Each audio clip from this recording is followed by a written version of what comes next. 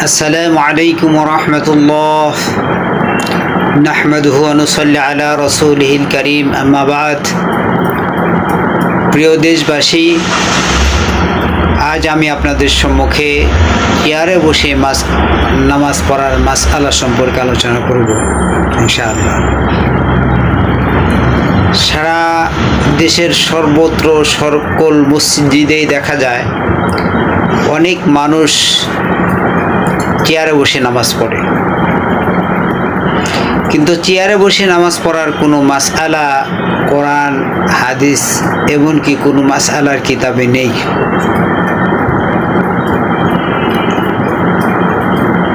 মাসআলা হলো এটা যে কেউ যদি দাঁড়ায় নামাজ পড়তে না পারে বসে পড়বে, বসে পড়তে না পারলে শুয়ে পড়বে। কিন্তু এখন যে চেয়ারে বসে নামাজ পড়া সারা বিশ্বে শুরু হয়ে গেছে, এই মাসআলাটা সম্পূর্ণ মন গড়া, নিজের মনের আবেগ, এছাড়া আর কিছুই নয়।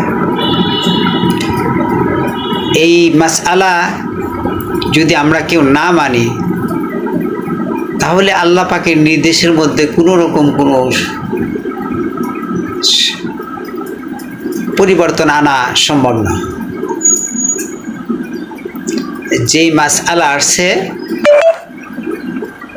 সেটাকেই আমাদেরকে অনুসরণ করতে হবে।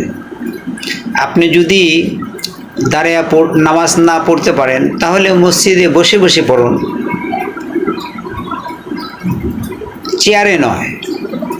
নামাজের মুসাল্লার মধ্যে যেরকম মানুষ বসে সেরকম বসে বসে আপনি নামাজ আদায় করুন, এটাই আপনার তরফ থেকে আল্লাহ কবুল করে নেবেন। আর যদি একেবারে সেরকমটিও না পারেন, তাহলে আপনার জামাতে গিয়ে মসজিদে নামাজ পড়ার প্রয়োজন নেই।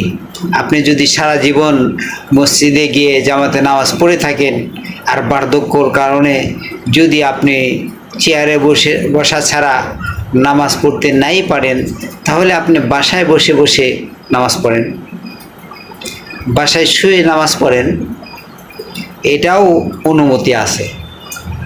আপনি যদি এরকমভাবে নামাজ পড়েন, তাহলে মসজিদে গিয়ে জামাতে নামাজ পড়লে যে সব, সেই পরিপূর্ণ সব পাবেন।